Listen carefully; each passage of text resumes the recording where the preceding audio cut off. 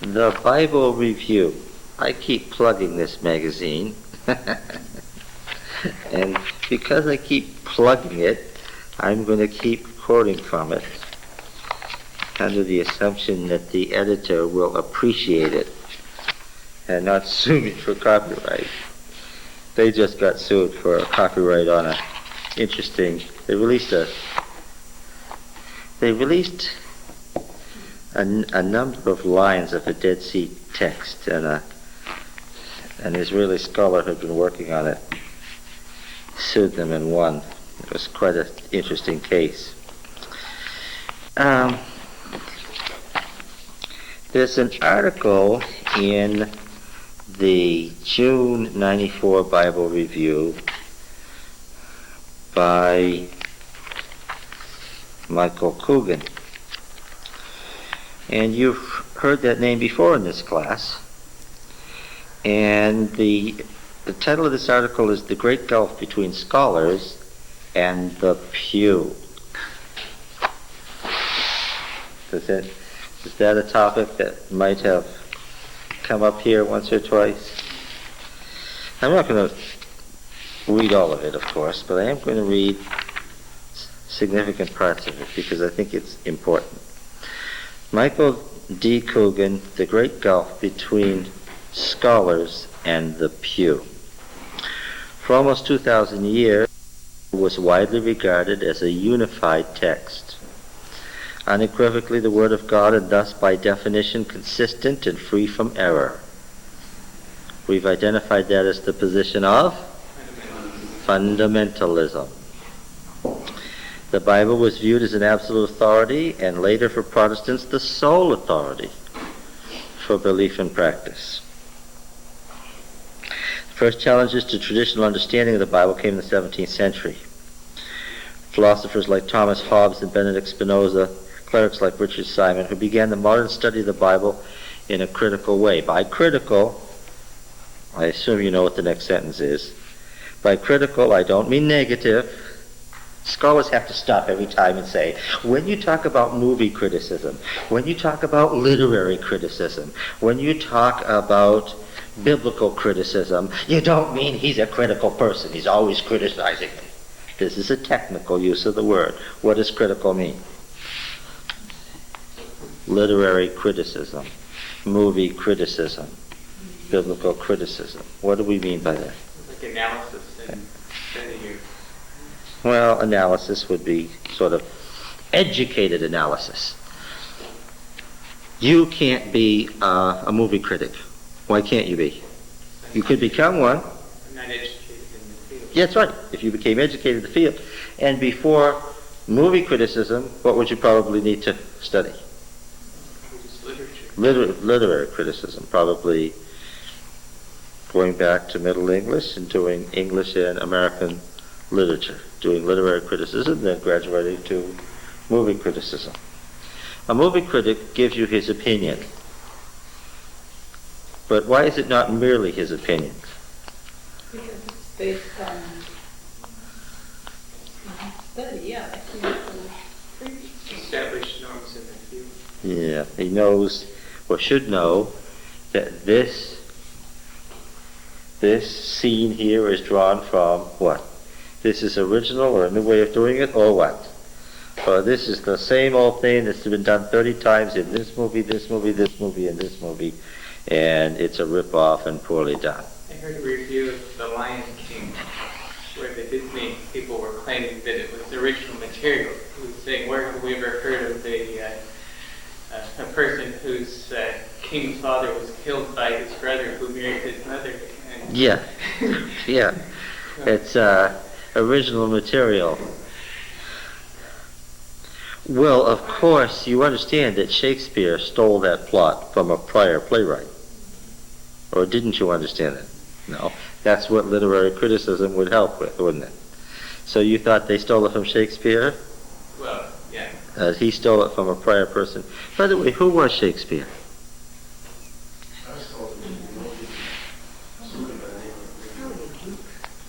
Yeah.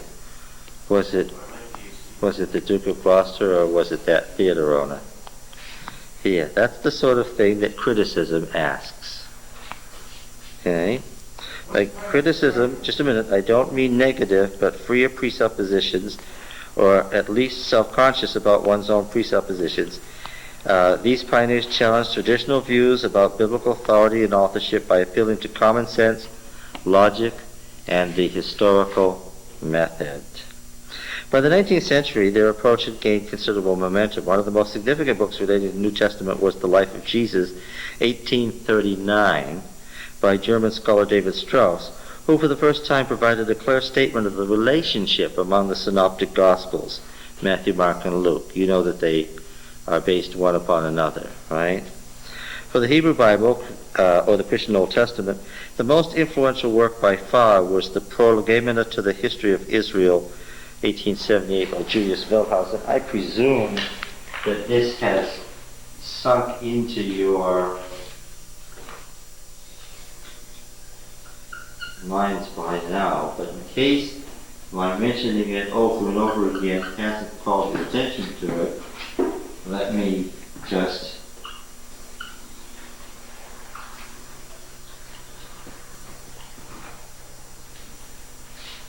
now see, Wellhausen knew that he was not in a position to write a final thing called the History of Israel. So what did he write? An introduction to it, or a prologue. A prologue to it. He knew that in 1878 and before, he was nowhere near able to write. A lot of his guesses, shrewd guesses, have turned out to be true on the basis of the Dead Sea Scrolls in modern archaeology and biblical research. He was more often right than wrong. This is the man that is vilified at the Seventh-day Adventist Seminary by certain teachers as the bad guy, the liberal with the J, E, D, and P. This is the bad guy who, as I'm going to say again, was nearly always right in his guesses. A couple of places he was wrong, where he violated his own precepts. But this is the guy who looked at the text so carefully that even in the middle 19th century he could figure out what? Their sources and their probable divisions. Yeah. During the same period, thousands of ancient texts in languages such as Assyrian, Babylonian, Aramaic, and later Sumerian and Ugaritic were excavated, deciphered, and translated. Many of these texts had close or even verbatim correspondences with biblical passages. Now that's not news to you, isn't it? Had close or even verbatim correspondences with biblical passages, so that the view of the Bible as a unique document without parallel came under irrevocable challenge. What does that mean? It means the idea that the Bible's words are unique to the Bible is forever gone. The only way you can believe that that is true is by ignorance. As long as you're ignorant enough, you can be a fundamentalist. Okay? And the way to salvage fundamentalism, of course, is to remain ignorant. However, let's see. Finally, there was an exponential growth of scientific knowledge. The Bible was simply not true, or not simply true, in the sense in which it had been for so long considered. Its cosmology, anthropology, and chronology were often just wrong. For the most part, scholars engaged in this new criticism not only were they believers, but ordained clergy, generally seminary teachers. The results of their work may be summarized as follows. The Bible is not one book by a single author, but, as the Bible itself clearly indicates, it is many books by many authors who over the course of more than 1,000 years. Moreover, the Bible contains different points of view, often contradictory understandings and formulations about the nature of God and our relations with Him and with other human beings. The Bible is not, in any simple sense, the Word of God, but rather the words of Amos, Isaiah, Luke, and Paul. nor is the authorship of the Bible that is credited by myth, legend, history, sometimes, historically accurate. Moses did not write the Pentateuch. David did not write most of the Psalms. Solomon did not write the Song of Solomon or Ecclesiastes. Should we all get that? Agree with this thoroughly. Isaiah did not write the entire book attributed to him, which is certainly the case. Paul did not write all the letters published under his name. Closely related issues of authorship, and even more significant is the question of consistency. It became clear, for example, there was no way to harmonize certain conflicting biblical details. For example, the conquest of the land of Canaan by the Israelites. Was it a rapid series of military victories or a slow process of assimilation, or both? Was Jesus born in a stable or a house? Who knows the answer to that? Somebody here know the answer to that? Here's a more direct one. Was Jesus born in Bethlehem or Nazareth? Better be careful how you answer. If you say Bethlehem, you're going to betray your ignorance of some other statements in the Bible. Did his active career last several years or only a few months? Was he absolutely or only theoretically opposed to divorce? Freed from dogmatic constraints, some scholars also pointed out that the Bible did not speak with one voice on more profound theological issues as well. The result, then, of what is now often called the historical critical method was an understanding of the Bible as a collection of historically conditioned documents. Historically conditioned documents reflecting the biases, backgrounds, and idiosyncrasies of the authors. But this understanding has had remarkably little effect on the way most people in our culture, whether religious or not, think about the Bible. This is evident in the way it's quoted by politicians, popes, and pundits, and is most evident to me in the students that I have taught for the last 20 years, and I agree with Coogan on this. Here is research that's 200 years old, and I have gone through misery with you people in the last 4 classes. This is not new stuff. And some of you will still say to this day, is this your opinion? And what am I going to tell you? It's not my opinion, it's what? It's the result of 200 years of biblical theology. When a physicist tells you the best understanding of astrophysics today, is that his opinion? Yes. And what else is it? It's his opinion based on the state of scholarship in that field. Now, does the astrophysicist pretend that all there is to know about astrophysics is now in? No. On every subject, every time you examine a subject with him or her, what are you going to find out? You're going to come to some questions where the answer is, we don't know. And so far, alas, on almost every page of the Bible, while we've had enormous answers, what else have we found? Enormous questions. On almost every page of the Bible, we're stuck with some we don't know. Now this, of course, is vexing, but it's the state of knowledge, isn't it? Our knowledge is imperfect. Right? All right. The intellectual revolution that can be summed up in the phrase the historical critical method has had virtually no impact. Most people today view the Bible not very differently from the way scholars and laity alike viewed it before the Enlightenment, naively and pre-critically. Isn't that interesting? Is there any other field where people still think about that field as they did in the 1700s?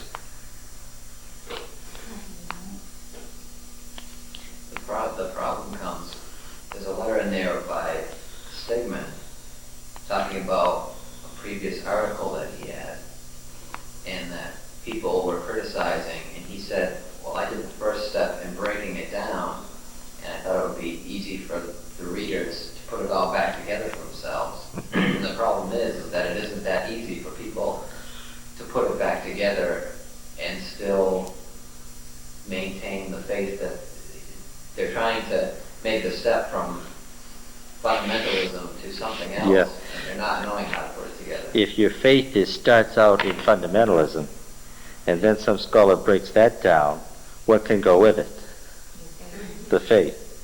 That's the great concern that I have, is that if you don't teach this in a context of growing faith, then somebody else can come along and say what? Here's the scientific reason why. Yeah. I had a church administrator ask me, is the historical critical method good or bad? Poor dear, he wanted to assign moral qualities to something that's sort of like mathematics. What would the answer to the question be? Is mathematics good or bad? Well, what? Well, yeah, it's sort of like is a car good or bad?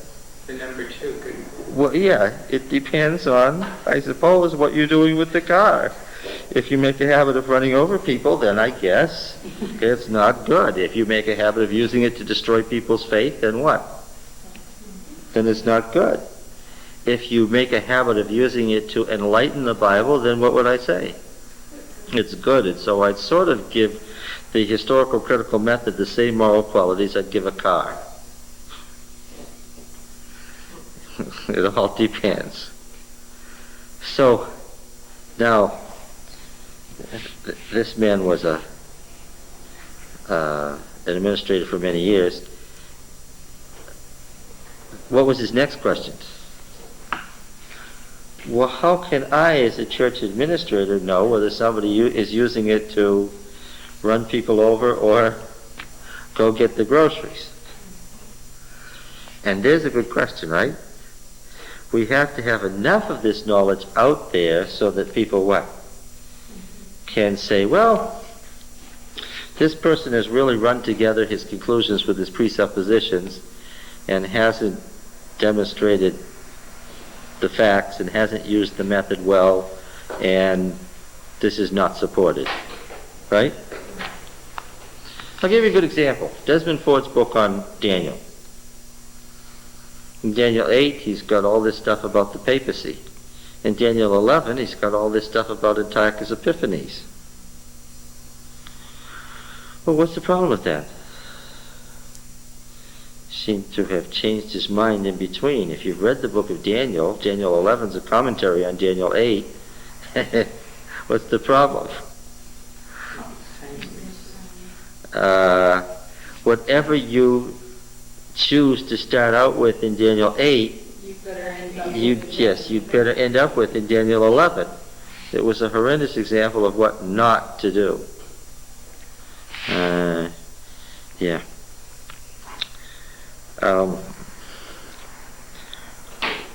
Why have the results of the historical critical method, though broadly accepted by biblical scholars, had so little influence?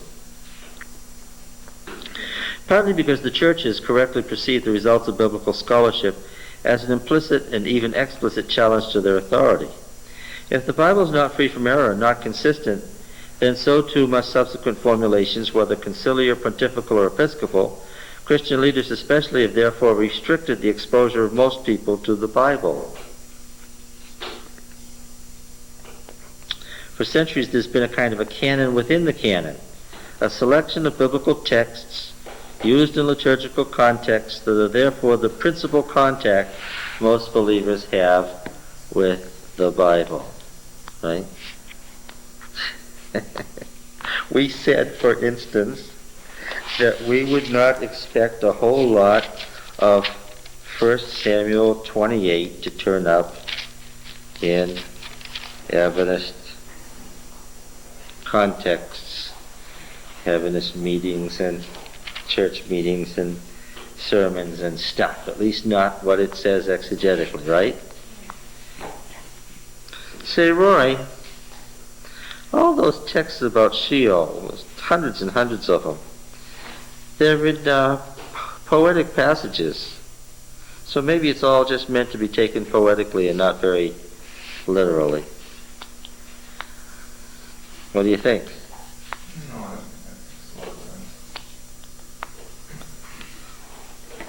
Because something's imported doesn't mean that it's not to be taken. In fact, on the other Does it have hand, the Old Testament poetry? or- Yeah, the principal vehicle by which, truth was expressed was in poetry. in poetry, yes. And then, of course, the argument founders on this very passage.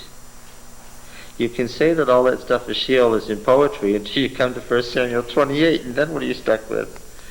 Your argument founders upon the fact that in cold, hard prose, the author says what?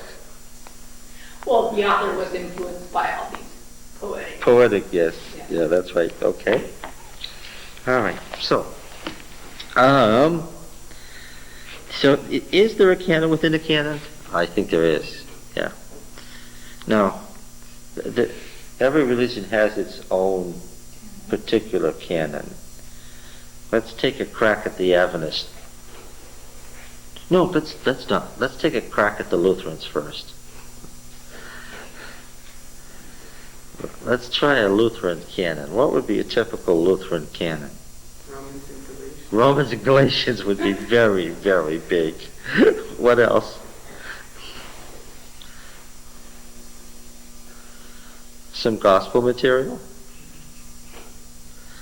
Yeah, Romans, Galatians, some of the gospel material, maybe selections from the book of Acts, and maybe some other Pauline epistles. That would be de facto a real good Lutheran canon. Scratch James. Yeah, you wouldn't want James or Revelation or stuff like that in there. It just wouldn't go very well. Okay.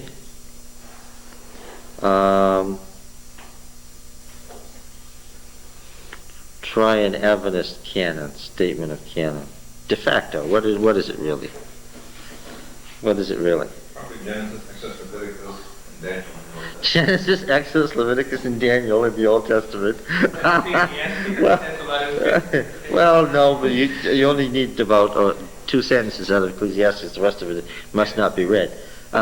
No, I think that was very good. Genesis, Exodus, Leviticus. You got to get to Leviticus. At least in Leviticus 16. 16. I don't think you need to go much further than Leviticus 16.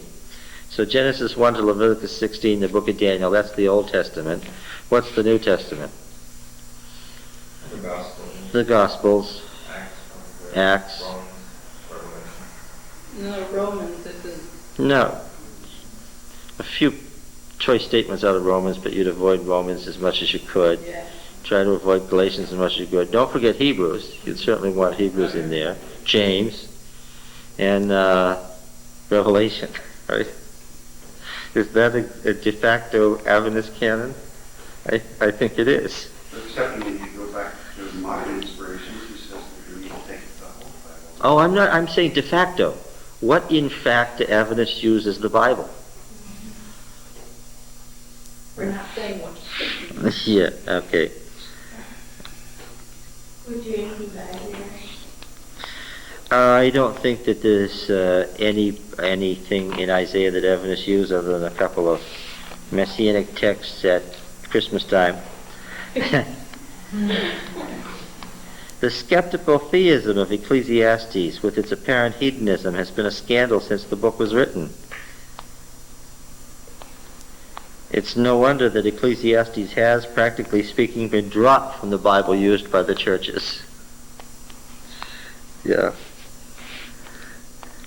Students regularly ask me, now where does Coogan teach?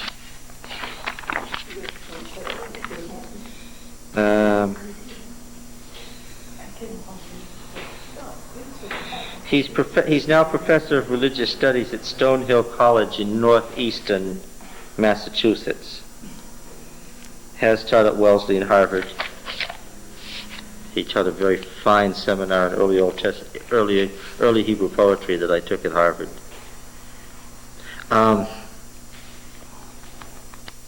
Students regularly ask me, why weren't we ever told this was in the Bible?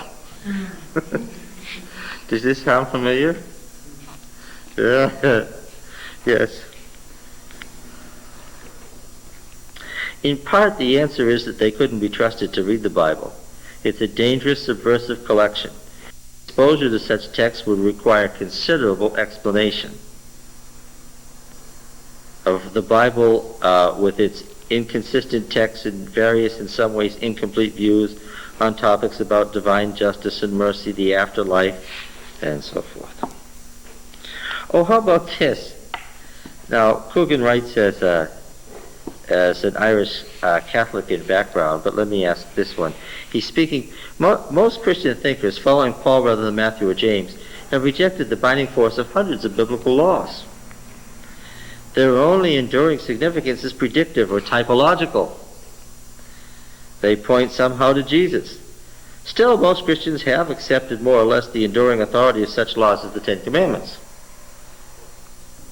I say more or less because although if asked, most Christians would claim to observe them, or at least that they're binding, they've not read them. One commandment at least is consistently and institutionally violated, and he doesn't mean the fourth commandment. Second commandment. Yes. The prohibition of making images. If you go right downstairs to the rooms underneath this, you look on the wall, right through the open door, and you will see on the far wall a what? A great big, very fascinating Greek angel. The angel's still there, I checked. It's a fascinating angel. Well, what does that commandment say again?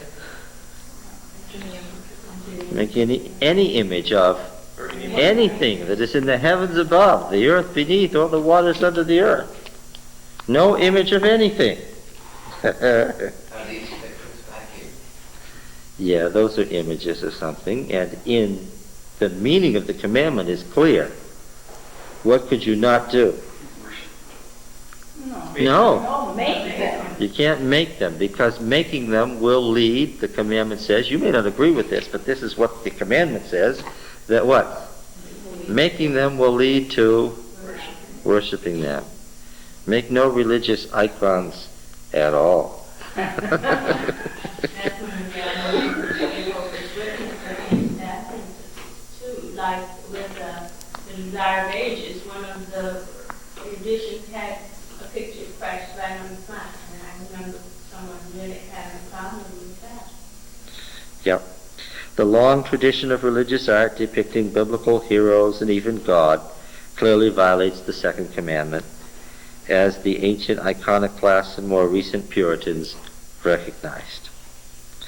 Thus, within institutional Christianity, we can discern a selective approach toward biblical texts, as well as a resistance to the text motivated by an at least unconscious fear of the implications of the historical critical method. Institutional Christianity is not the only party responsible for this situation. The widely accepted scholarly ideas have not penetrated the thinking of the laity is partly the fault of biblical scholars themselves. One area especially lacking in courage is Bible translation. Many translations do not convey exactly what the original biblical languages, Hebrew, Aramaic, and Greek, say. In this way, translators avoid shocking people by making the Bible seem like one book with internal consistency. It all sounds the same. Well, it sort of all sounds the same till I read it out loud to you, and then what? Then even in the masked language of the formal prose of biblical translations, all sorts of awful things come out, don't they? But again, the translation does do what to the text? It levels it and makes it sound the same. Rather than an anthology exhibiting development of doctrines and a concomitant inconsistency. This morning we talked about what are the Sadducees? The Sadducees don't believe in life after death, she said, which is not at all what the Gospels say about the Sadducees. What do the Gospels actually say? They don't believe in the resurrection. Yeah, and not believing in a bodily resurrection, is that the same as not believing in life after death? No. if you didn't believe in life after death, why would you be a Jew? Why would you be a Jewish priest? What would be the point? No, but in her avidous mind, to say that the Sadducees don't believe in the bodily resurrection meant what? That's what you believe in. Yes, because she read into it her Her own preconception, yeah. And she's not the first or the last person to do that, is she? One example he uses is the sons of God. We founded on this in Genesis 6. A group of divinities called the sons of God, associated with Yahweh, the personal name of the God of Israel. Most translations render with phrases something like heavenly beings, members of the heavenly court, obscuring the clear idea of a high God presiding over an assembly of other deities, a concept the Israelites shared with their ancient Near Eastern neighbors. And then, of course, angels. Angels were originally lesser deities who were messengers, right? All the gods had going before them what? Messengers who brought their tidings. And of course, that word in Hebrew, malach, in Greek, angelos, is our angels. But angels now have been reduced to our Greco-Roman semi-deities, the hermaphroditic, half-woman, half-man, white eagle-wing angels that we know so well. Nothing like the cherubim and seraphim of the ancient Near East. Various forms of a Hebrew root meaning to prophesy, used in the Bible, both prophets of Yahweh and prophets of Baal, the Canaanite storm god. Both Elijah and his adversaries on Mount Carmel are prophets. Yet in most translations of 1 Kings 18, the latter rave rather than prophesy. What, do you have a Bible with you? 1 Kings 18:29.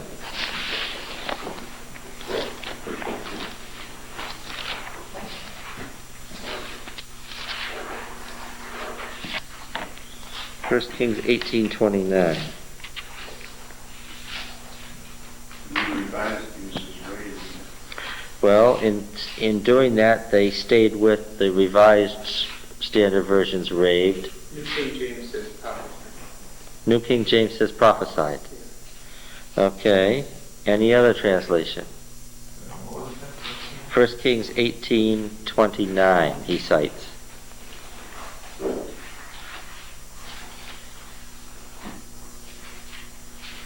What do you got? Anyone? Okay. What? Frantic prophesying. Frantic prophesying. What translation do you use? NIV just sort of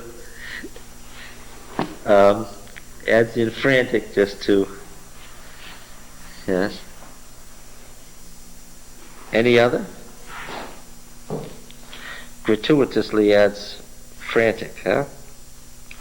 All right, but of course it's just the word for prophesy. Hebrew word is the same. Oh, here's an interesting one. This is an interesting example. Zechariah 9:9.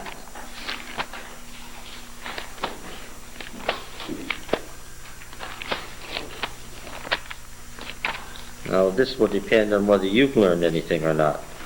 Zechariah 9:9.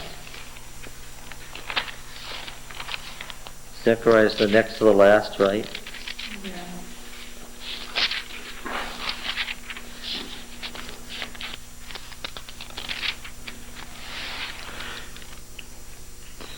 Rejoice greatly, O daughter of Zion. Shout aloud, O daughter of Jerusalem. Do you see the parallelism? Can you read the parallelism? Rejoice greatly is parallel to shout aloud. Daughter of Zion is parallel to, okay. So what is it? A, B, A prime, B prime. Everybody with me? Stop me now. Just make me say it over again if you didn't get it. I'm reading Zechariah 9:9, lines A and B. Lo, your king comes to you, triumphant and victorious is he. So this is why the daughters of Zion are to be happy, because the king is returning in triumph. Humble and riding on an ass, on a colt, the foal of an ass. All right, do you see the parallelism? Can you state the parallelism, anybody?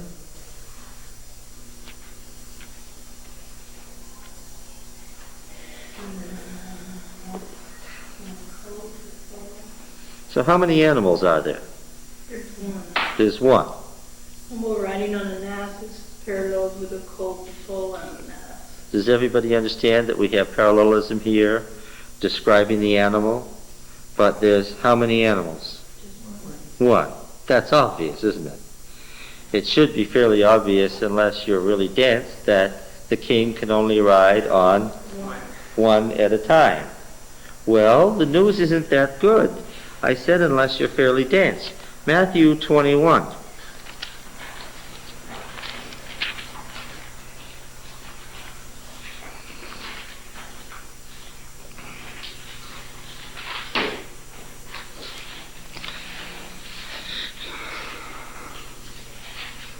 Matthew, with his Greek-Jewish background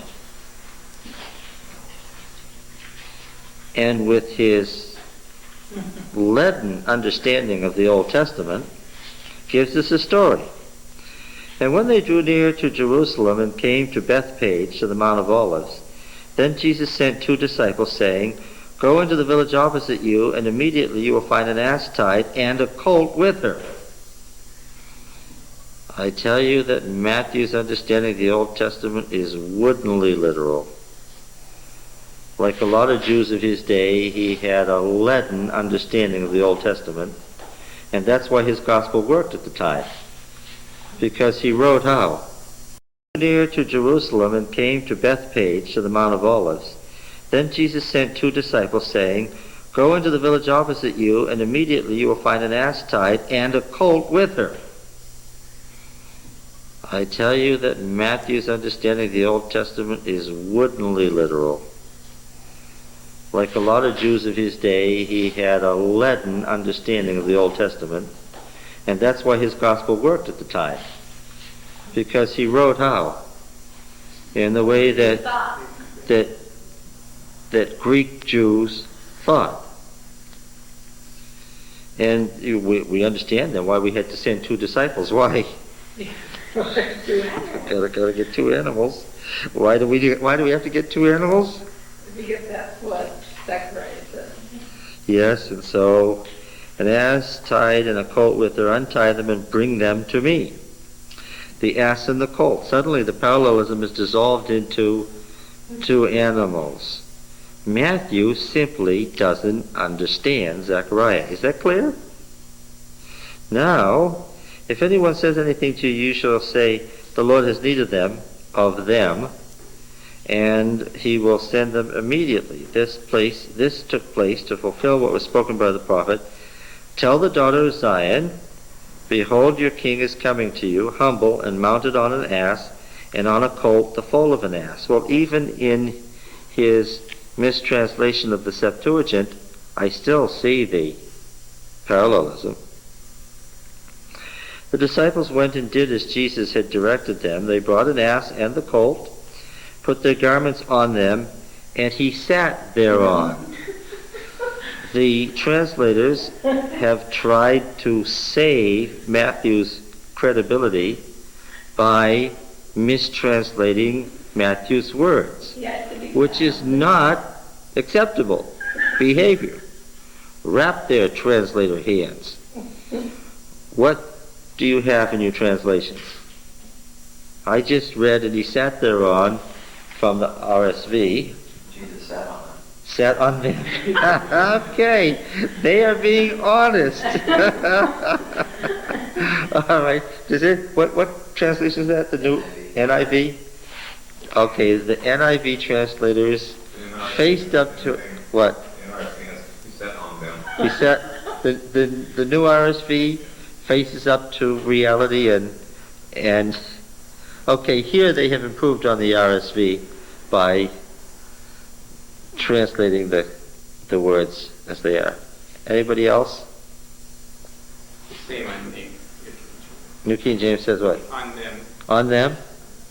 Oh, so here's a crux where the modern translations are facing up to reality. Okay. By the way, this then produces one of the funnier pictures in the Bible. It would be an interesting sight. Yes, it would indeed. Yes. Which, of course, then leads you to all sorts of interesting questions about the nature of the authorship of Matthew, which we're not going to deal with now. Oh, shucks. All right. Most biblical scholars like me became interested in the Bible for what may be characterized as essentially pious reasons. But a modern critical study of the Bible can be discomforting. Does anybody agree with that? Because study may lead to disbelief, it is easier to focus on the constant new discoveries instead of the Bible itself. Right? So, in an Adventist context or similar conservative context, what will you hear about? Breakthroughs that confirm the Bible. Yeah, breakthroughs that confirm the Bible. You hear an endless stream of stuff about archaeology, but not what? Archaeology is a peripheral study to biblical theology. Biblical theology is what? The study and exegesis of the text itself. And yes, you see this in Adventist periodicals all the time. Here are these archaeological discoveries that confirm the Bible. And that's interesting, but what? It's not dealing with biblical theology itself. And as long as you do that, what are you essentially doing with people? You're keeping them where? In the dark. They're not offended. Away from the text, away from the text, everything. You really wouldn't imagine that Adventist leaders would keep Adventists away from the text of the Bible, would they? Did I hear you say, Well, I'll tell you what my department chairman said to me after a couple of years of teaching at AUC. He said, don't tell the students everything you know. You don't need to upset them. So in other words, his suggestion was that as an Adventist Bible teacher, I should do what? Yes. I should essentially what? Please. Act as a what? As a censor to the Bible. And do what? Edit. Yes, edit it, exactly. Edit it so that it's acceptable. As long as I, yes. But there's another side of that. God treats us that way because truth develops and grows. Oh, you have to lay a background. You don't have to say everything that you know on the first day. But nevertheless, if you're building a background, what? You have to keep building. We should move from the milk to the meat of something. Yeah. Yeah.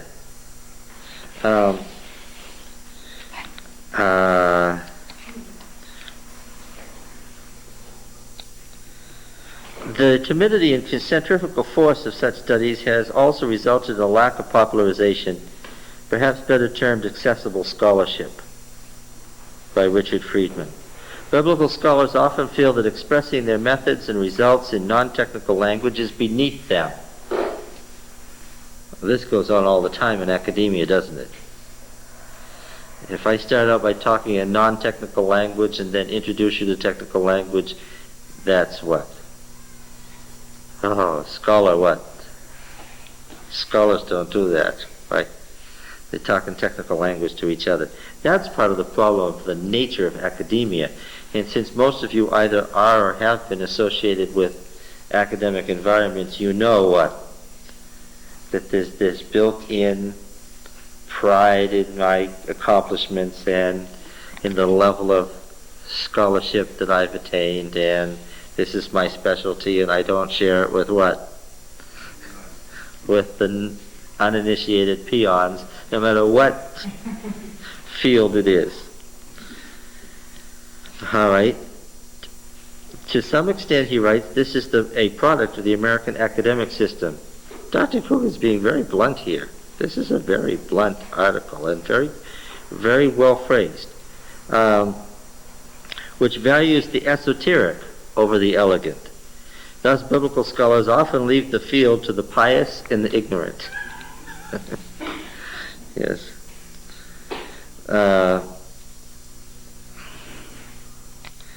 So then the role of the Bible becomes a support from presumably unquestioned authority, essentially a series of proof texts.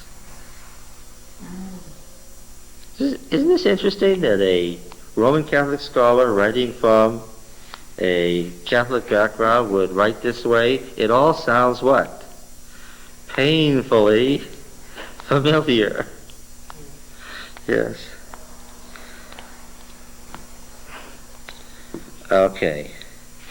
There was an article in here, a letter. This may be the letter that you were quoting. I thought this letter was interesting too. He had gone to, this may not be the letter you're referring to, but this is from a man who had gone to a Jesus seminar where the scholars were all very liberal and had, he writes, "Bright as these scholars are, such meetings change few minds, since the interaction that is needed to change those minds does not take place. Difficult as it is, interaction must take place between these two groups. Comparable difficult exchanges do take place in the sciences. For example, Bohr and Einstein struggled fiercely over how quantum mechanics should be viewed. The outcome of these kinds of battles, and they are just that, is a much higher degree of agreement among scientists than among biblical scholars." A third flaw of the seminar lies in the efforts of Robert Funk, its organizer, who wants to educate the American public as to where biblical scholarship stands in order to move Americans away from their biblical literalism. The problem with this noble endeavor, as with so many efforts of this kind, is a weakness in learning theory. The view is that all one has to do is to present logical arguments and everyone will be convinced. But it doesn't work that way. People are fundamentalists for a variety of reasons, including the need for absolutes. Right? Saying that's an emotional need. I find just as many people on the left who are dogmatic in their ideas as I do on the right. Isn't that the truth? Yes. Some people are fundamentalists because their friends, family, and fellow workers are. Consequently, we must be aware of a need for a support system when asking people to make a fundamental change in their viewpoint. These social forces are very strong. Generally, books and arguments are not enough. Fundamentalism is wrong, of course, because it is a biblical heresy. That is, it treats the Bible in a way that would have shocked the Bible's own writers. Everyone who studies the Gospels can see the freedom that each author used in selecting, omitting, arranging, and modifying sources. Those writers were clearly not fundamentalists. Very good. Comments? Just reading what Ellen White had to say about it this afternoon before I came. She said, think of it as Christ came here as a combination of human and divine, scripture is human and divine. And you get into trouble sometimes when you start trying to sort out which is which. Yes. Yeah, you have to take it as a unit. There's no way to. The idea, well, which part of it is inspired and which isn't is nonsense. There's just no demarcation line there. I can see another very rational reason why there are fundamentals. And that's because that's what I was taught. Well, you weren't here. We just read, last hour we read an article about that. I just giving the reasons why they're not. Okay, now, shall we go back?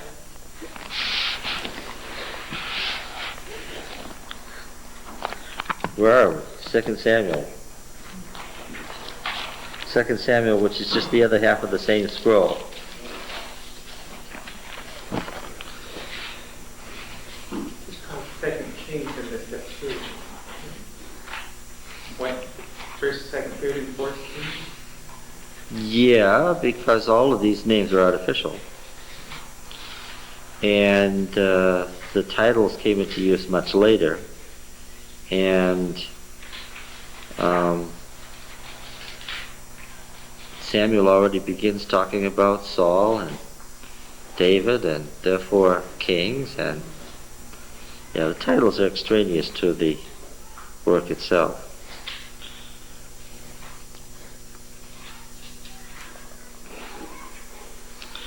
After the death of Saul, when David had returned from the slaughter of the Amalekites, something is going on here. We read this before, but something is going on here. Look at 2:1. After the long poem that we're going to look at about Saul and Jonathan's death. After this, David inquired of the Lord, shall I go up into any of the cities of Judah? It's rather abrupt. What question do I have of 2:1? Where is it coming from? What's the rest of Where's the introduction? Yeah, what immediate question do I want to ask when I look at verse 2:1? it? After what? After what? This certainly has the look of editorial work, doesn't it? It looks like the editor was arranging things, and here's a piece of something that's divorced from its predecessor, and it's just here. I absolutely know why it's here, because it says, he inquired of Yahweh, shall I go up into any of the cities of Judah? And Yahweh said to him, go up. David said, to which shall I go up? And he said, to Hebron. And now I know what's going on. What was Hebron? The capital of Judah.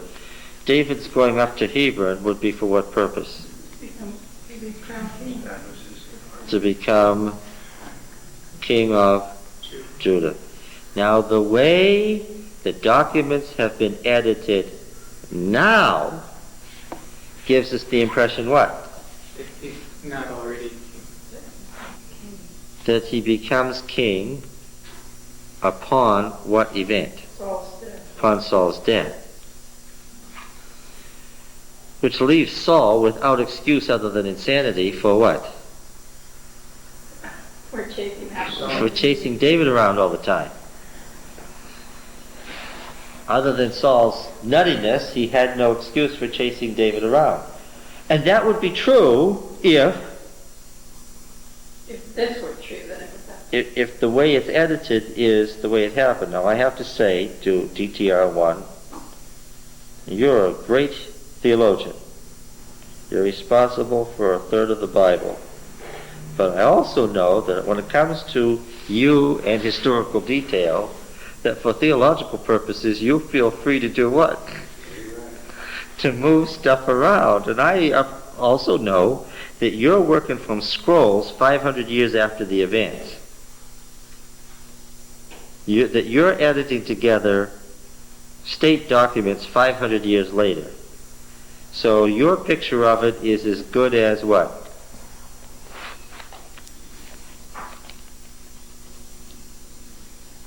Does the historian have an eyewitness account? Is he an eyewitness? His long view of it is no better than what? Than ours. I may say to him, I don't think you should put it together that way. Of course, he could say to me, look, John, I want to tell the story of Saul completely. For theological reasons, I want to trace the career of Saul. And I want to treat David as part of what Saul did wrong. And then I want to pick up David. Say, okay. But by doing that, what? You leave me bereft of the historical facts about the relationship of Saul to David. Look, what do I find out in 2:4? David became king over Judah at Hebron. And how long did he reign over Judah? 7.5 years, I find out by reading on. But then I find out that he falls into a war with Ishbosheth, Saul's only surviving son. It's a long war, 3-1. the war is going on while David is at Hebron, 3:2. 3:6, while the war was going on, Abner, the commander of the army of Israel, who shouldn't be still alive, we're curious about that, but is, decides to make a deal with David, which ends the war. And how long has the war been going on?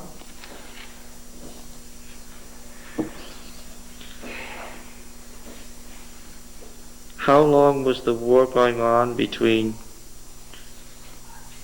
Israel and Judah, between Ishbosheth and David?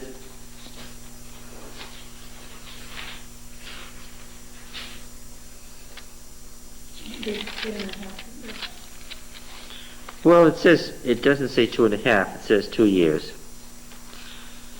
And at the end of the 2 years, what do the elders of Israel finally do?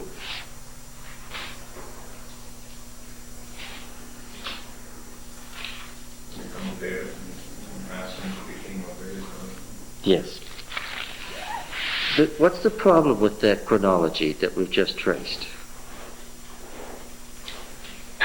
My problem was that he was already anointed king by Samuel in the first place. That's not the problem. I don't know why again was he, why did he allow him? You have to remember the business, there's a big difference between king designate and king. Well, the problem is. Saul was anointed by Samuel long before he became king.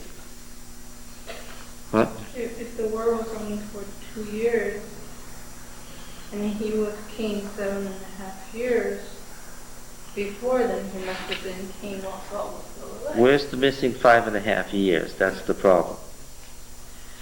If a war ensued between Israel and Judah, between Ishbosheth, Saul's successor, and David, that lasted some 2 years, and David reigned a total of 7.5 years before becoming king of Israel also, where'd the 5.5 years go? It's before Saul died.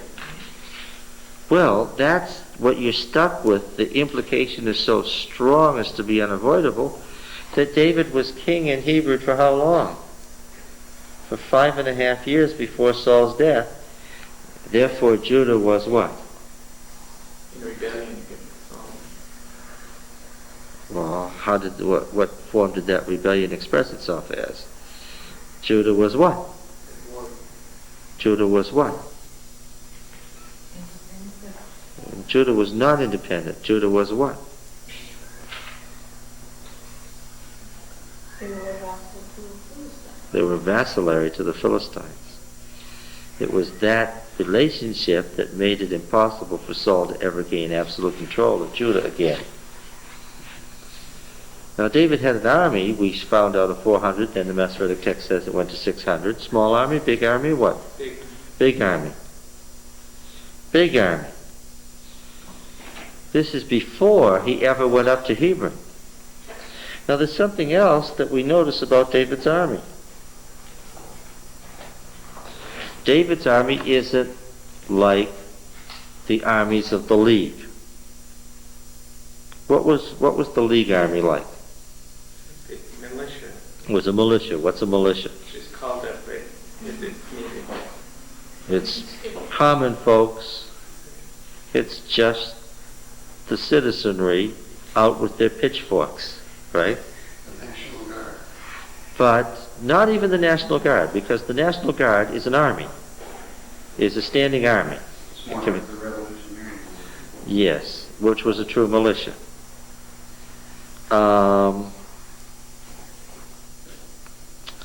With their pitchforks, the National Guard goes out with its modern weapons. It has its arsenals all stocked, which are regularly stolen from, but there they are. And you can buy all those weapons from Soldier of Fortune to the back pages of Soldier of Fortune magazine. But the point is that the National Guard is a standing army, and David was maintaining a standing army of the Philistine type. We will find that it will always be his policy to pay mercenaries. Some of them even turn out to be Philistines. Hey, the Philistines were good fighters. He'd been fighting them for a long time. He knew that. He learned their techniques because he was in their army.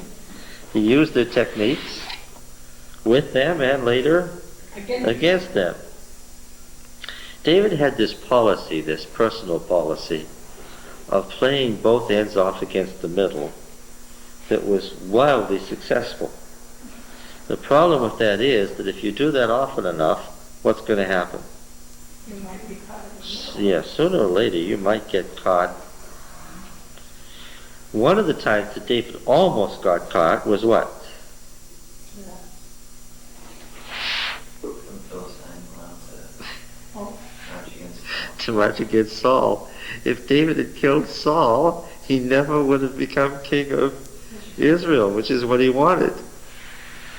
So, he was, fortunately, the Philistine commanders recognized him as the linchpin that could turn the battle either way and said, no. We're not going to do this. He's going home. Now, we've noticed in David's rise to power, there's this tremendous concern, so there certainly was the rumor that David what? Had killed Saul. They go to such great lengths to explain why David wasn't there, what was going on, exactly where he was. He wasn't to be found anywhere because he was chasing after the Amalekites who had raided Ziklag. You see, even though he wasn't at home in residence, and this is where he really was, all that extensive story is to say with firmness where he wasn't. What? he wasn't at the battle. He wasn't at the battle. Now, chapter 1 also continues this theme, David's reaction to the death of Saul and Jonathan, who is his co-regent and they are co-kings, the other king of Israel. Saul and Jonathan are spoken of together because they were co-kings of Israel. And the question was, did David, either by sharing Saul's secrets and military methods and sites he might choose, did David do something to either kill Saul himself or have Saul killed? This would be especially a question if David had been a long-time vassal of the Philistines and a long-time client king of theirs in Hebron. Because if we've got it right, by the time the war comes, this last battle at Gilboa, David's already been king in Judah for how long? Well, now, what about Ziklag? Thought he was living at Ziklag. Yeah, and what does it say? What did the historian say? Therefore, Ziklag has belonged to the kings of Judah to this day. What was Ziklag? It was a personal fief or possession of the king of Judah. It wasn't a free city. It was owned. David owned something else later on. He owned Jerusalem. He owned it. Right? In the same way that the kings of England owned Windsor Castle. All right. He called it City of David. Right? All right. Now, Ziklag was his own personal possession. Has nothing to do with whether or not he was king at Hebron, as to whether or not his family was at Ziklag. Why? That's their property. That's an estate of theirs. And that doesn't help us much at all in determining whether or not David was already king of Judah at Hebron. All right, so now let's remember, who did he marry after he married the one that was Saul's wife and the one that was Jether's wife? Nabal. Well, let's see, he married the king of Geshur, which is in northern Transjordan. He married that king's daughter. And he married a daughter of Nahash the Ammonite, Saul's great enemy in Gilead. Well, I understand why he intermarried with the Ammonites. He wanted to take the pressure off of Gilead by coming to a peace treaty with the Ammonites. Let's settle it. Let's determine a border. Let's make a covenant agreement. Send one of your daughters over here to be part of my harem. We'll intermarry the houses, and that'll be it. Both kings said what? We won't have to have a big war where we exhaust ourselves if what? If we come to an agreement. David abode by that agreement until Nahash died and the son... And the son treated him quite... Yeah, and the son tried to spit in his face and provoked David to destroy him. But the point was that David wanted Transjordan. He wanted Gilead, right? Because you remember, where did Saul's son take refuge? In Gilead. This was very, very naughty of David. Saul's son Ishbosheth had taken refuge in Gilead. And what was David actively doing?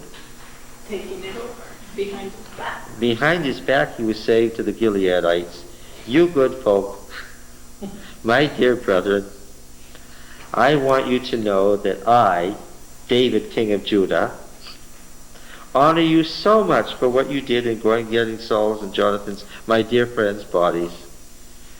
And don't forget that I'm king in Judah.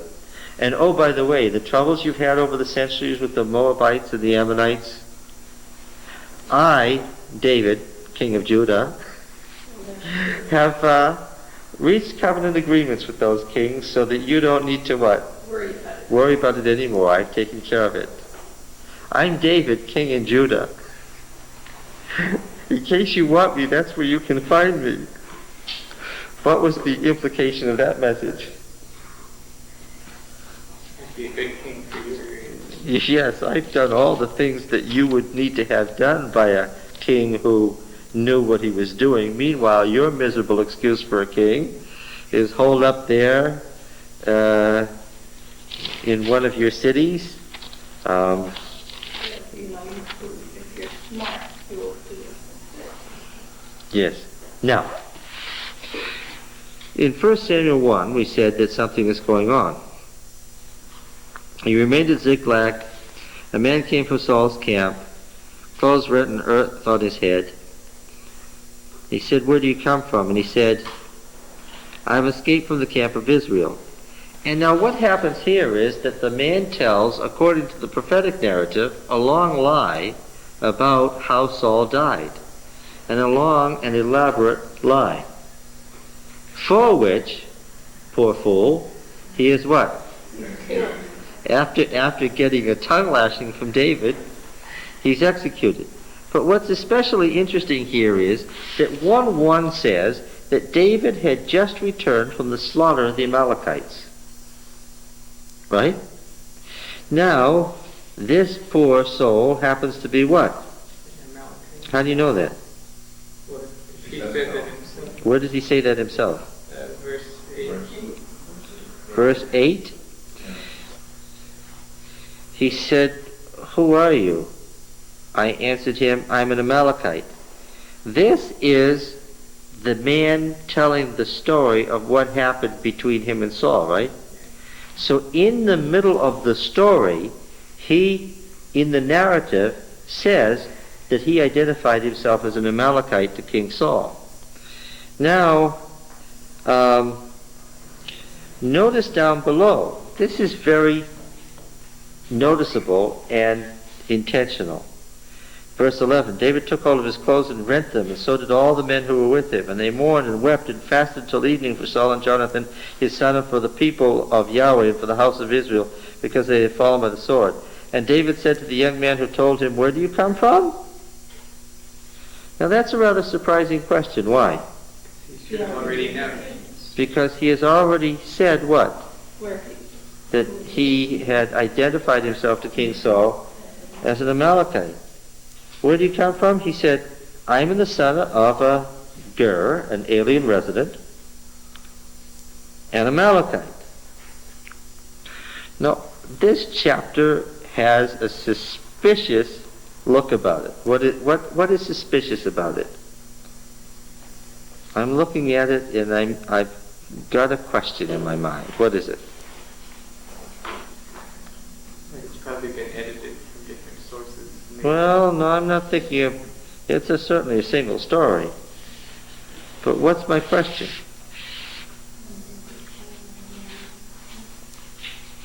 How does it begin?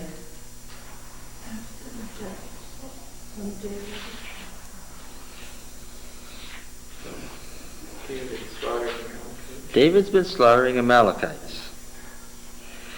A young man turns up who says, I killed King Saul. In the course of this story, he happens to mention he's an Amalekite, but David, apparently not catching it, or maybe not catching it, asks him very deliberately, tell me again, who are you? Where do you come from? As if he has no idea. And the man again identifies himself as an Amalekite and is summarily executed. What possibilities lie in this story? It's one rather obvious one that's too devious to even contemplate. What is one obvious explanation that I said is too devious to even contemplate? Maybe David sent one of the Amalekites up to kill Saul, and now... Oh no, the whole story is a lie. We've been told by the prophetic writer how Saul died. Oh no, you're missing the point entirely. What might David have had in his entourage coming back from the south?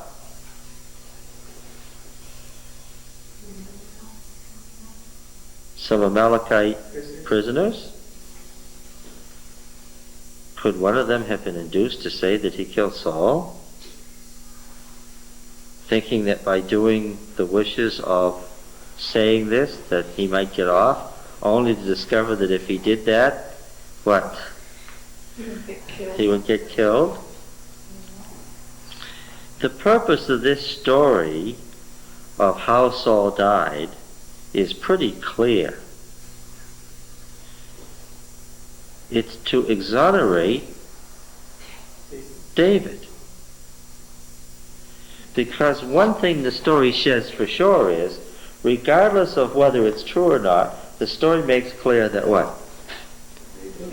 David didn't kill Saul. Not only did he not kill Saul, but he was upset with the one who said, Oh yes, in fact David was so appalled that anybody would kill Saul that he what? That he rent his clothes, and so did all his court, and he summarily executed somebody who would be crazy enough to do such a thing as to kill, or even lie about it, yeah.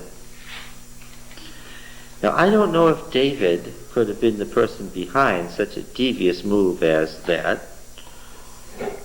Other names come to mind. David had no shortage of devious folks around him. Can you think of one? Joab, who was constantly involving himself in devious plots to make David look good and to make Uncle David more in line for what? For the throne of what? Of Israel. Joab was commander of the armies of Judah, which was a real army. That should have been good enough, right? Oh, that wouldn't be good enough for anybody like Joab. It becomes clear that David intended to do something like what he did with the high priests. If you've read through these chapters, as I asked you to, then you know what David had in mind with the army business. What did he have in mind? They had a commander for each one. He intended to do the same thing he did with the high priesthood. He intended to have a commander of the armies of Judah and a commander of the armies of Israel. to keep everybody happy. What was David's goal? Keep everything. Yes. Being the master politician, he was going to what? Give everybody a place, give everybody a role, keep everybody happy, and thereby create an empire. Right? Now, of course, Joab didn't want that. What did he want? He wanted the whole thing for himself. He wanted the whole thing. What do you mean the whole thing? Well, he wanted to be commander of both Judah and Israel. He wanted to be commander of Judah's army and Israel's army? He was a Judean. He was David's nephew from Bethlehem. What? So what? He wanted it. He wanted So- the power. He was a power-hungry person. But he knew his friend. For the same reason that after the Civil War wouldn't make Robert E. Lee the general of the Union Army, because folks wouldn't stand for it. That's why. David seems to have understood some political realities that Joab wished not to think about, right? That's pretty obvious. What I see here is an Amalekite who turns up telling a thoroughly suspicious story to David, and David's execution of him is entirely appropriate and oh so clarifying in its effects. What does it make clear for all of us? Not only did he not kill Saul, what? Very much against it. Oh yes, he was so against it that anybody who would say, I killed Saul, he what? He executed. Well, now clearly I would exonerate David, right? He had no intention of having Saul killed. Except that I also read the story about what he said to Achish. In 1 Samuel 29, when he was told to go away, he was appalled that he would be asked to go away. And he says in verse 8, 29:8,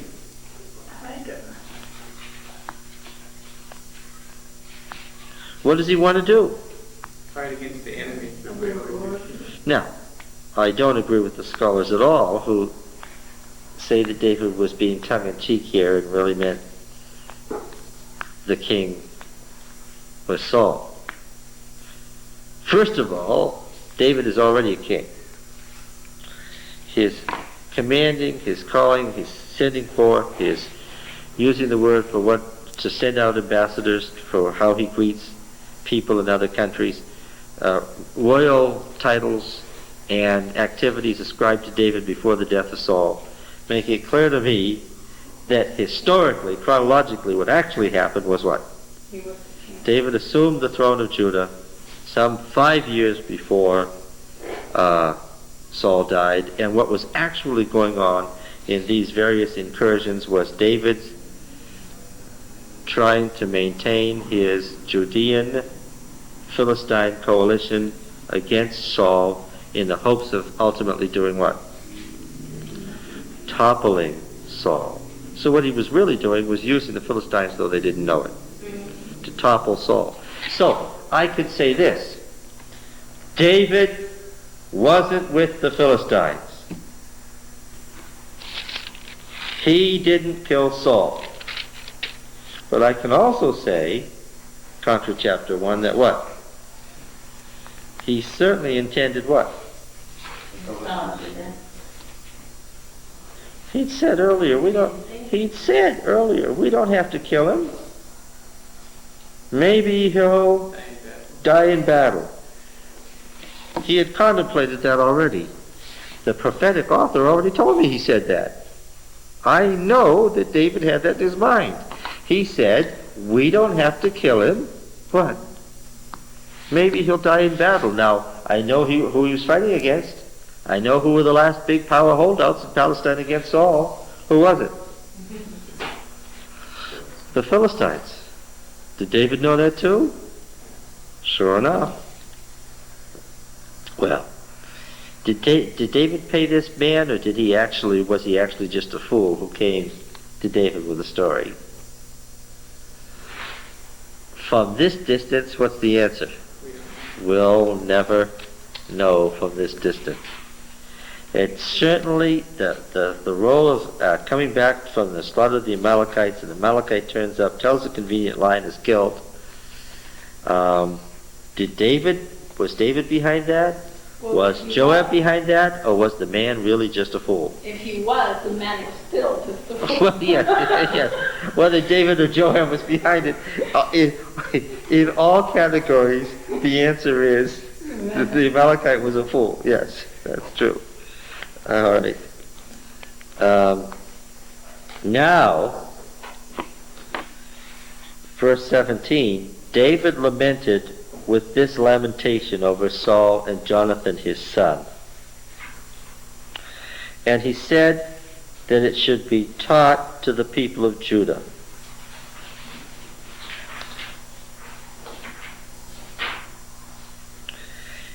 Behold, it's written in the book of Jasher.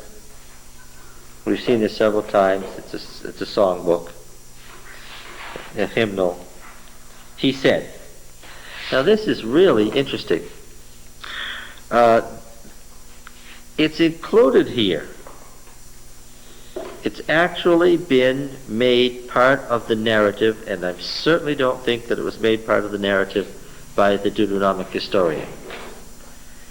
It was made part of the narrative by the author of the History of David's Rise, or the Apology of David.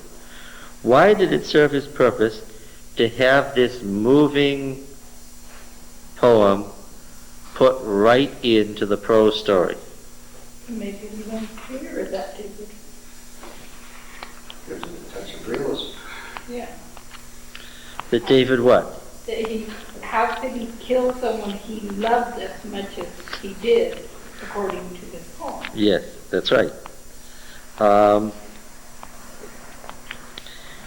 Now,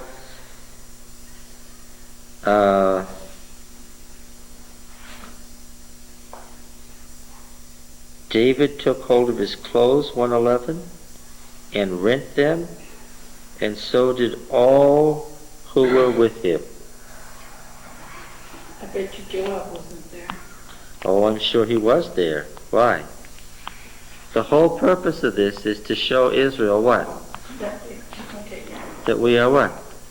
In complete sympathy with you over this disastrous loss, that we're innocent of any part in it, that we would never have involved ourselves in it, and what? And we're still one with you in this convenient turn of events. Right? Yes, David's sorrow may have been genuine and heartfelt. And also, even if it wasn't, what? It better have appeared to be genuine and heartfelt. Why? Because if it wasn't, he was not going to be what? King of Israel. Yes. Now, something else that's interesting. Jonathan and David were co-kings. But the Saul and Jonathan were co-kings. But the prior literature has already made it clear that David enjoyed quite a different relationship with Jonathan than he did with Saul. Right? Mm-hmm. Now then, it's very important then that David treats them as what? Verse 12.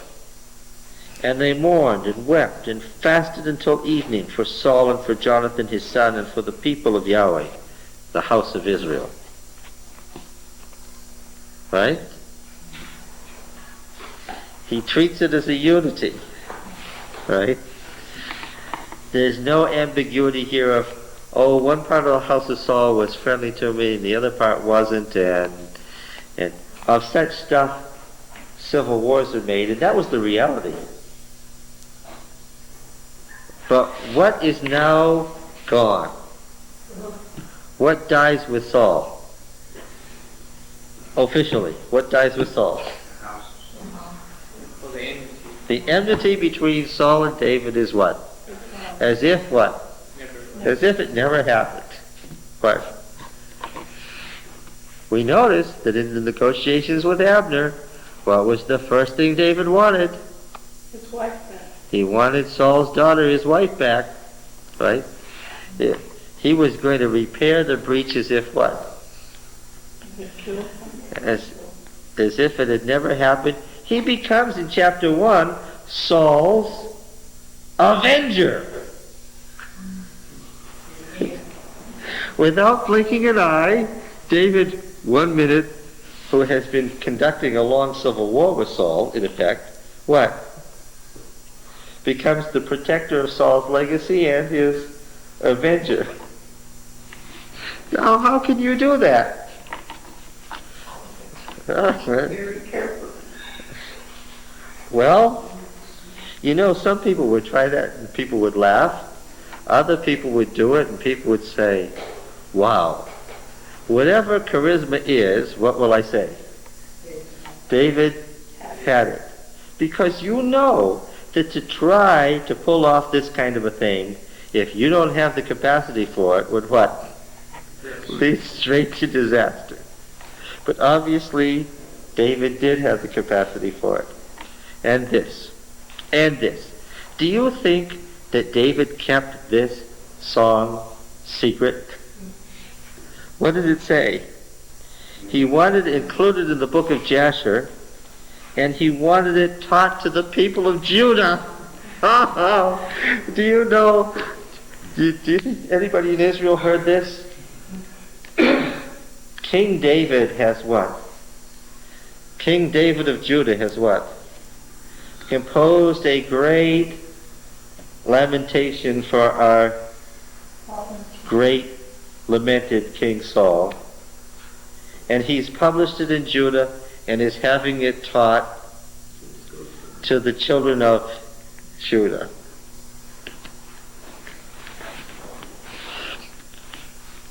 Roy, how's this playing in Shechem?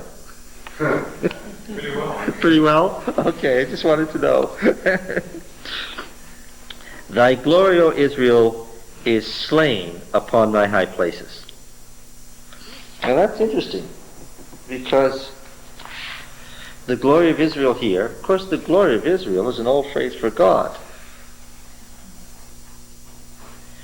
And here David puns on it. God's representative is the king, Saul. And the high place is another term for, what were high places? Places of worship, where sacrifice was held. Do you see the double entendre that he has created? Thy glory, O Israel, is slain upon thy high places. As if Saul and Jonathan had been sacrificed as sacrifices in behalf of Israel.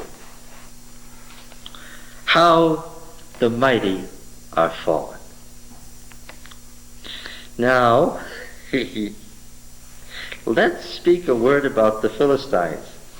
Now let me remind you that as this was composed, the Philistines were what?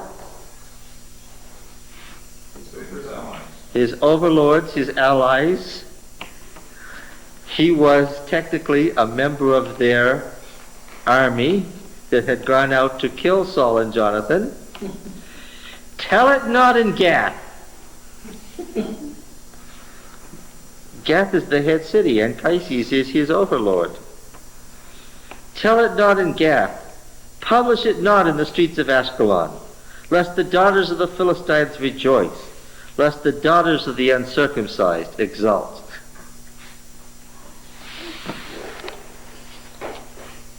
Well, there's no doubt in my mind that when it came right down to it, where did David's sympathies lie? With Philistia or Israel? Israel. With Israel, because he intended and wanted to be king of Israel. Oh, of course, he intended to be king of Philistia too. That comes with the territory, literally, right? Whoever is king of both Judah and Israel is, by definition, what? King of Philistia too. Ye mountains of Gilboa, let there be no dew or rain upon you, nor upsurgings of the deep. What's the deep here?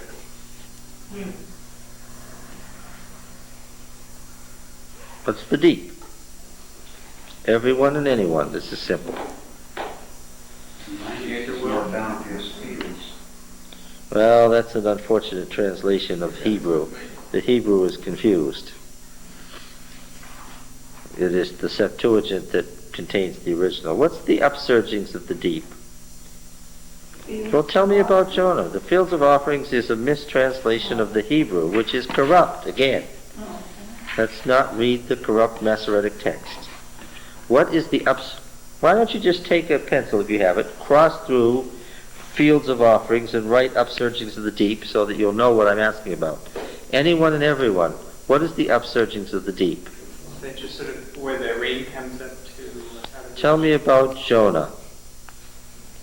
Where did he go? Yeah. It's the end of the world. What's down there? What is physically, what is it? It's water. It's the mighty deep. Yes, it's the water of the underworld. Where does the dew come from? Why is there water on the ground in the morning? Because what? Because it seeps up from the underworld. Don't you folks know anything about science? All right. They haven't been reading the Bible the right way, so they haven't learned yet. Yeah. We haven't. Ye mountains of Gilboa was the subject. Ye mountains of Gilboa, let there be no dew or rain upon you, nor upsurgings of the deep. For the shield of the mighty was defiled, the shield of Saul, not anointed with oil. Okay. From the blood of the slain, from the fat of the mighty. He's continuing this religious imagery of what? Of a sacrifice. Of a sacrifice. The death of Saul and Jonathan and the destruction of the Israelite army is a sacrifice on the high places. From the blood of the slain, from the fat of the mighty, the bow of Jonathan turned not back, and the sword of Saul returned not empty. Well, that's how it was, but he now talks about what is. Saul and Jonathan, beloved, lovely. In life and death, they were not divided. Oh, really? What was the fact again? Whatever happened to those things he said at the table that I can't even repeat in this class? What's being glossed over in this line? Well, but the rift came over what? David. David was the cause of the rift. Right? And what does this line say?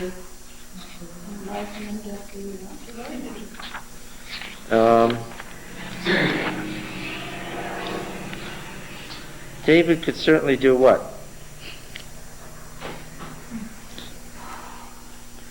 You know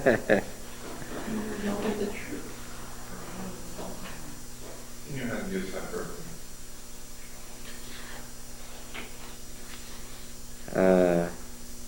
Yeah, he knew how to use hyperbole. That's certainly true. All right. They were swifter than eagles. They were stronger than lions. Ye daughters of Israel, weep over Saul, who clothed you daintily in scarlet, who put ornaments of gold on your apparel. Now he dwells on the good points of Saul's reign. What did Saul do for Israel? Undeniably, Saul brought tremendous wealth to Israel. And so, weep over Saul who clothed you daintily in scarlet, put ornaments of gold on your apparel. How the mighty are fallen in the midst of the battle. See the refrain? Jonathan lies slain upon the high places. I am distressed for you, my brother Jonathan. Very pleasant. And that's the very word, pleasant. Very pleasant have you been to me. Your love to me was wonderful, passing the love of women. And here he's referring to the covenant relationship between himself and Jonathan. And he's being very cagey. First he talks about how Saul and Jonathan weren't divided and how powerful they were together. And then he goes right on to talk about the thing that did divide Saul and Jonathan, which was Jonathan's covenant with David to hand the throne over to him. And this line is a clear allusion to the fact, in case anybody's forgotten it, that David and Jonathan had a deal. In case anybody in Israel has forgotten it, let me remind you in a beautiful way that my dearly beloved Jonathan, now dead, had a deal with me. And what was our covenant deal? I would defend his descendants. I will defend his descendants, And I will be king. but I get the throne of Israel. You hearing this, elders of Israel? The only person who could be dismayed at this would be what? Ishbosheth. Let me remind you that there's no way out of kingship except what? Death. Jonathan lies slain upon thy high places. I am distressed for you, my brother Jonathan. Very pleasant you have been to me. Your love to me was wonderful, passing the love of women. And then comes the refrain. So that mention of the covenant between him and Jonathan is the last thing he mentions. How the mighty are fallen, the weapons of war perished. And of course it's a lament. It was sung to a sad dirge meter. What do you think? What do you think? I'd say this guy has talent. What would you say? Knowing the power of music and poetry to influence people, to elevate Saul and Jonathan to the level of a sacrifice to God for the salvation of Israel, to praise their exploits as military leaders and kings, and then to blatantly claim the throne, all in the same song. What do you say? He knew human nature very well. Hey, I would say they wouldn't do bad if they made this guy what? King.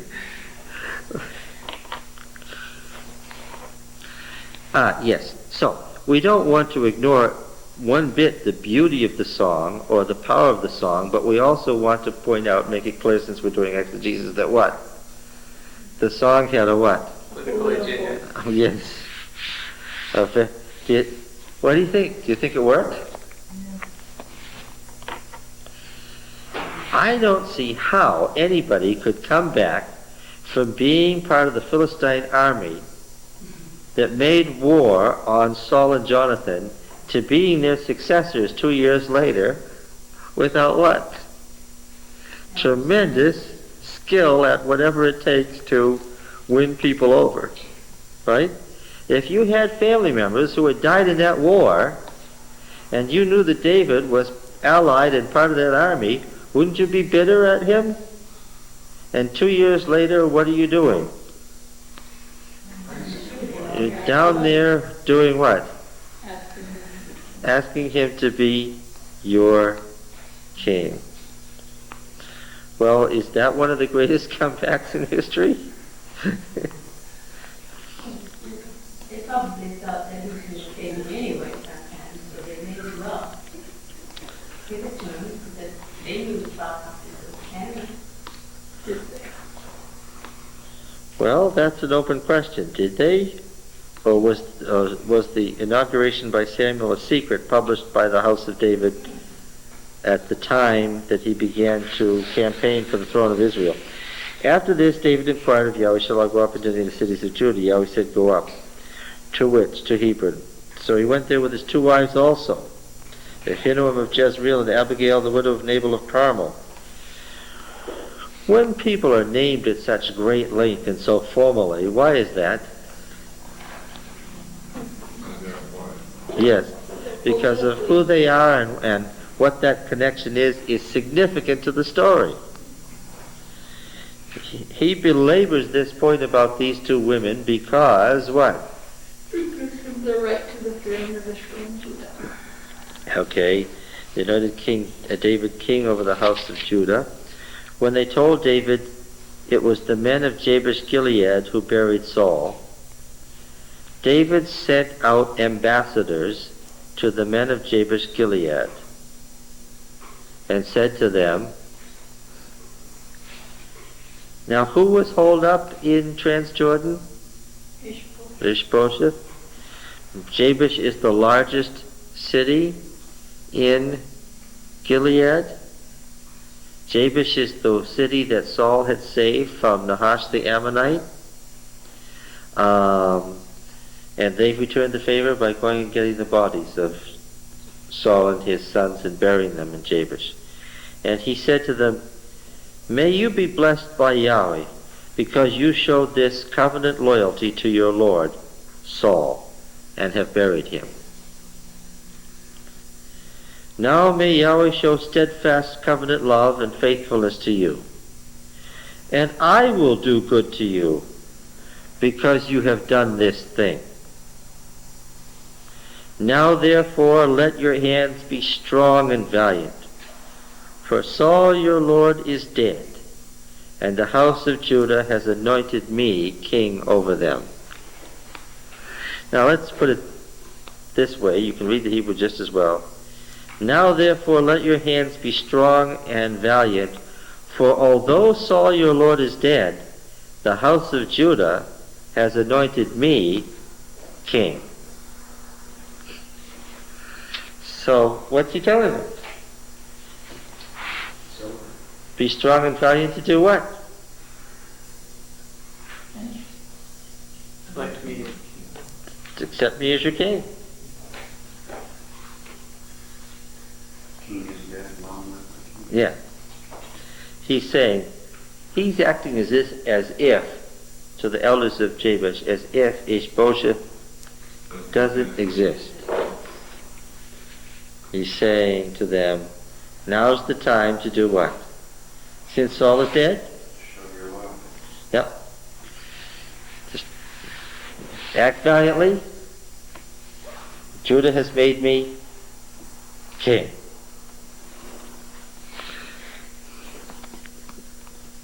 Now, Abner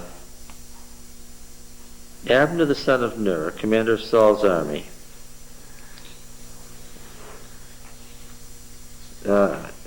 had taken Ishbosheth the son of Saul and brought him over to Mahanaim and made him king over Gilead and the Asherites and Jezreel and Ephraim and Benjamin and all Israel. The divisions of Saul's kingdom, right?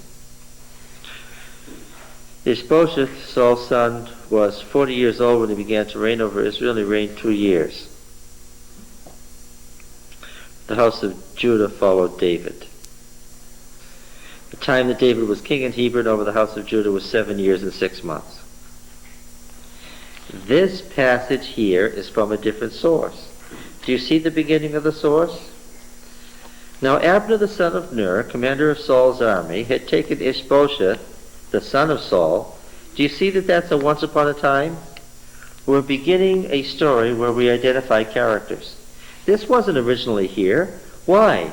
I don't need at this point to have Abner named as the son of Ner, the commander of Saul's army. Why? I already know all that. The only explanation for all that being here is what? This is a beginning of a story. Had taken Ishbosheth, the son of Saul. I don't need to know that. What? Why is it here? Beginning of a story we're setting the stage. Had brought him over to Mahanaim, made him king over Gilead, Asherite, Jezreel, Ephraim, Benjamin, all Israel. Delineating the various parts of Saul's kingdom. That's the beginning of a story. And this passage is the one that clarifies the other.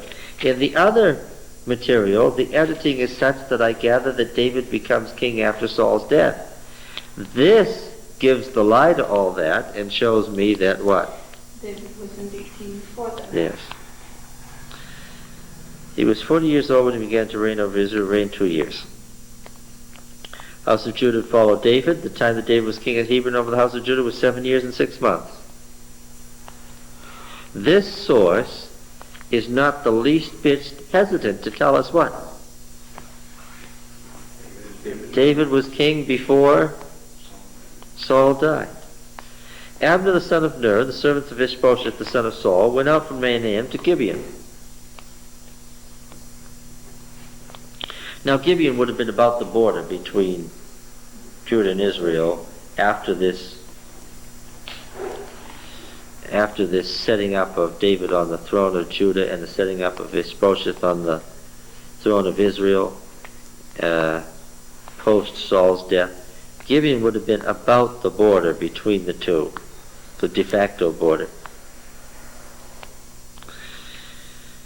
And Joab the son of Zeruiah and the servants of David went out and met them at the pool of Gibeon. They sat down, the one on the one side of the pool, the other on the other side of the pool. Of course, this is a thing that has survived. This pool is still with us. Abner said to Joab, "Let the young men arise and play before us." And Joab said, "Let them arise." And they rose and passed over by number, 12 for Benjamin and Ishbosheth the son of Saul, 12 for the servants of David. We've noticed that there were 12 tribes in each of the two leagues, right?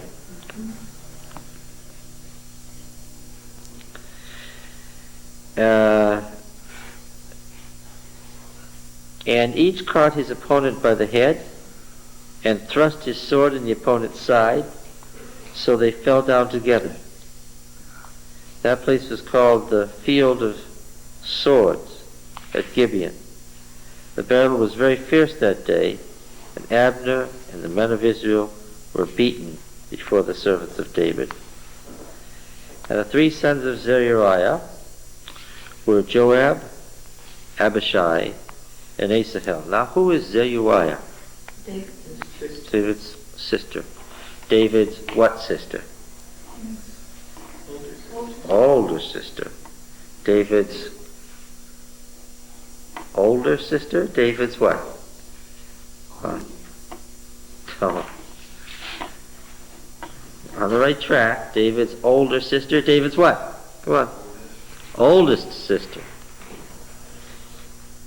Remember how they did it? They tell the names of all the sons from the oldest to the youngest, and then they start with the daughters from the oldest to the youngest. So this sister was much older than he, and the sons therefore were David's contemporaries.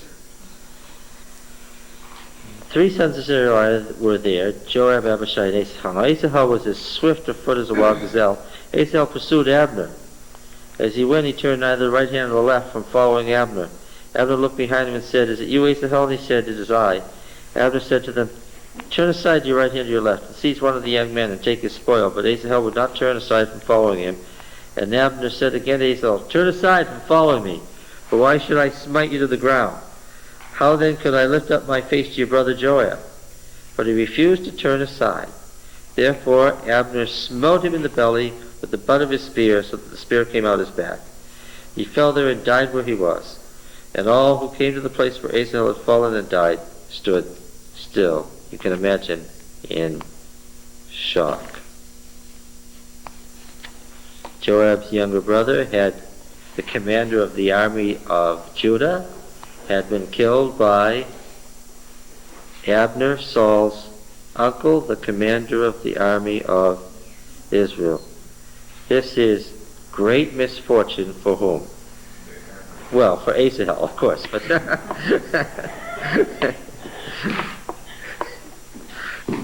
Apart from Asahel, who was this misfortune for? David. David. Why is this misfortune for David? Well, he planned to have Abner as his co-commander. Oh, that's right.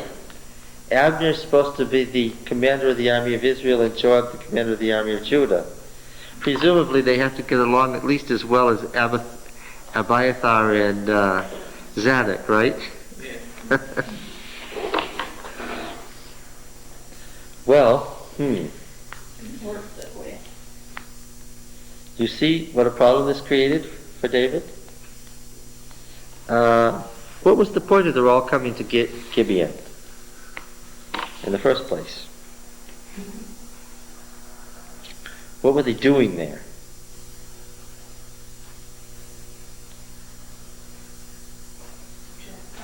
What was going on in this business at the pool? Huh? They chose 12 for each side. What were they doing? I guess the idea was to have these young men fight into the side, Oh, well, we're back to the Battle of Champions, aren't we? That's what I was going to say, but that's, they both have the same God, so, Oh, they both had the same God? yeah. Well, that's no problem. What are they trying to decide? Who's king? No, Well, who they decided this would be. no. What are they trying to decide? Who God was pleased with, who God wanted to rule. Who God wanted to rule, the house of David or the house of Saul? Okay. Yes. And I understand the motive. We won't kill tons and tons of Israelites and Judahites. We'll have a battle of champions and that'll solve the issue. Champions just killed each other off. Yeah. And they just simply say, well, obviously God wants both of us, and this is it. Why did they? It dissolved immediately into a general pitched battle Yeah. between everybody. It's like those 12 were And Asahel went straight for for Abner, which Abner encouraged him not to do because he knew that this wouldn't be a good thing. But Asahel wouldn't. He knew that if he let him keep on coming, what was he going to do? He's going to kill him. So we would call this what? Self-defense in a battle, which clearly, in their conception, did not violate the commandment what? Thou shalt not kill. There was no personal animosity or lying in wait. It was a battle. However, David knew his nephews and knew what? they would do it that way. Yeah, so was it? Nothing good was going to happen from this either. Yes. So, I guess we're going to have to leave it up in the air with the issue very unresolved. See, the problem with charismatic people like David is that as long as he was alive, he was able to keep what he tried to do together, but as soon as he was gone, then it all started falling apart. Well, that's the big problem. If you've got everybody hanging together because of their personal loyalties to you, what happens? When that one person dies, what? Well, everything will dissolve, but everything didn't dissolve. I wonder why. How was Solomon able to hold it all together? It was somewhat like Some of it falls What? down. Some of So- it did start falling away, though. well, for this all. Well, we'll find three things. We'll find, number one, that some of it did fall away, that he lost significant parts of it, or traded it away because he didn't want it, more correctly. Because he was interested in other things. He was interested in other things than his father. He wasn't interested as much in the vastness of empire as the vastness of wealth.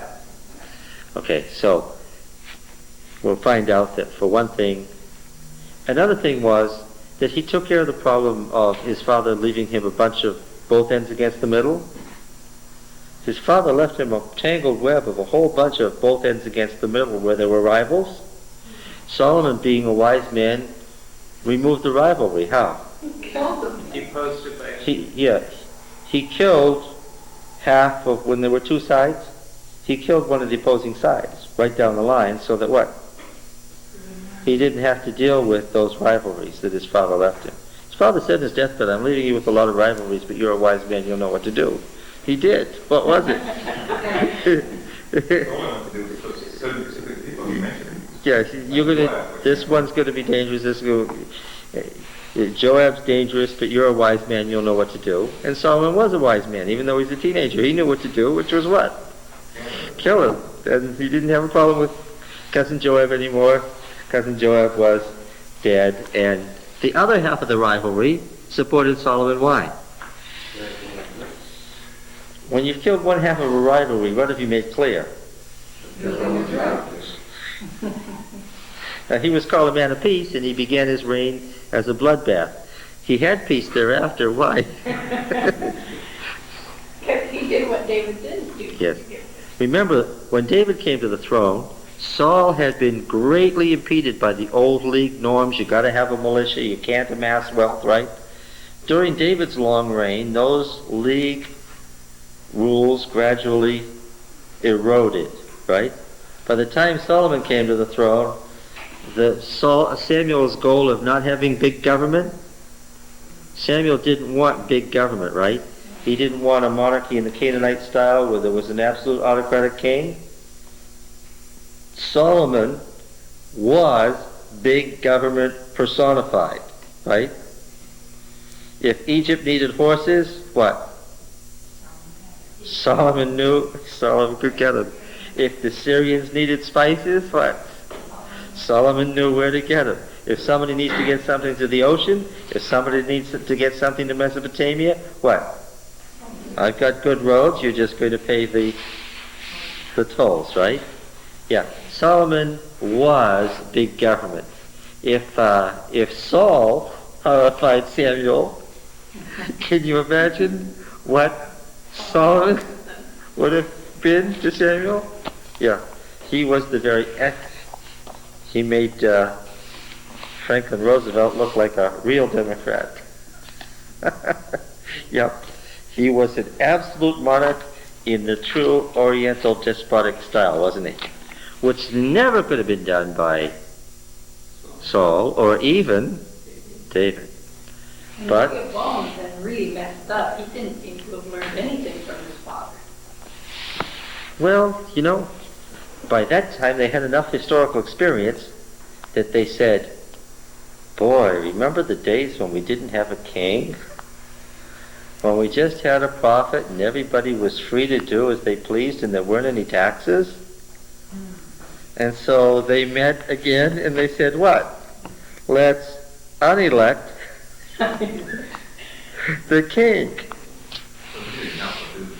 Yeah. No, That's what I say. his speech was calculated to get himself unelected. But he thought it was divine right to change by that time. Yes, he did. And the fact is that he had the power, but he was warned by a prophet, do this and God will extract your life for it. Remember how prophets were with kings, right? All right. We have some very interesting material between here and 2 Samuel 7, which is the culmination of all this. Or you're going to read out Read it through several times.